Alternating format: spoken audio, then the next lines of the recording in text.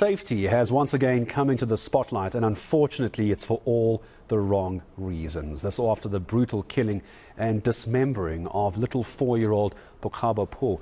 Women and children are at great risk of being killed or kidnapped. It's been widely covered by the media, and yet still the authorities don't quite know how to get on top of it. Well, let's discuss it further. I'm joined by Head of Advocacy at Women and Men Against Child Abuse, Luke Lamprecht.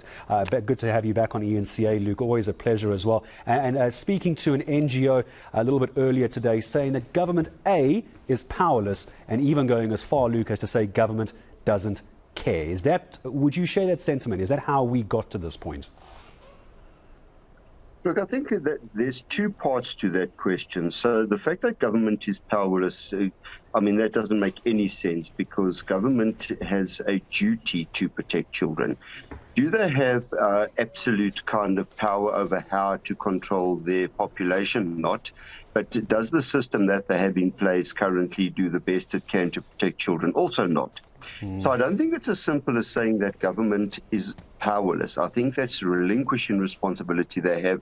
But I think to say that government is responsible for the deaths of these children is also not correct.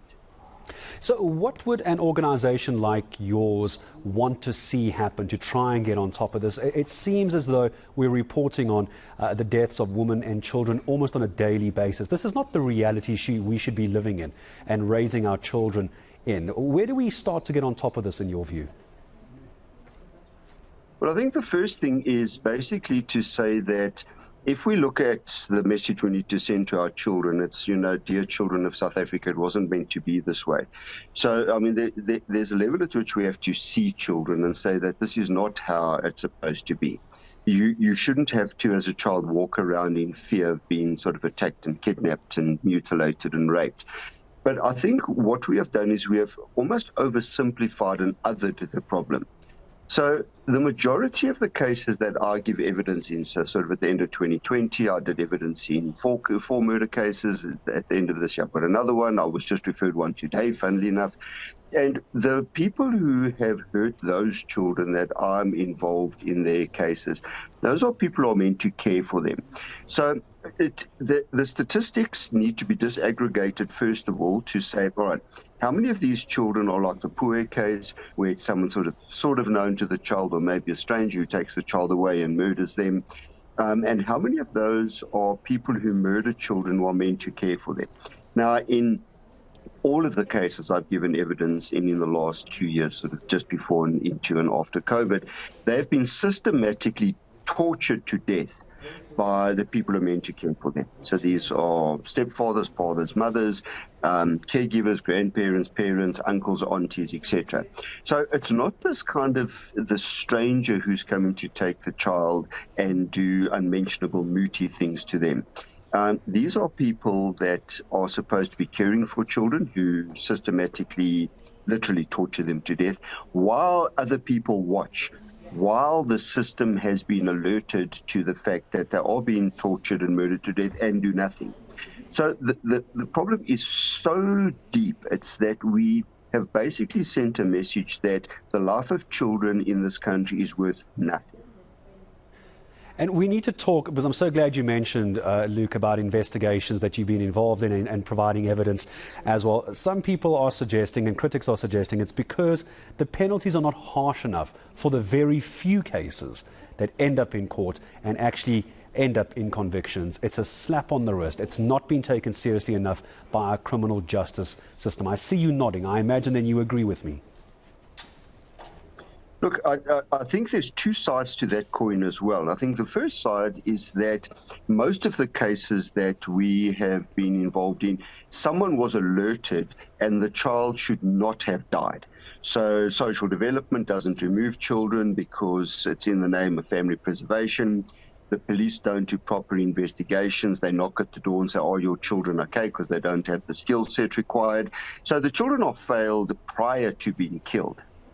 Then when the children are killed, everybody gets in an uproar, and there's this kind of toy-toying and this kind of massive outrage during Child Protection Week and the 16 days of activism, which doesn't translate into any change in the system at all.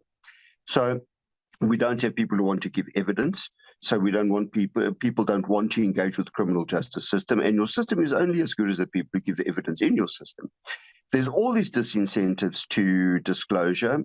We have had professionals not wanting to come to court, leaving the country, saying they've destroyed their records because they're afraid of the court system.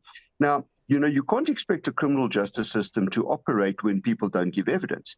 So the cases I've been involved in where people have done their job, and that's all we're asking you to do, just play your part.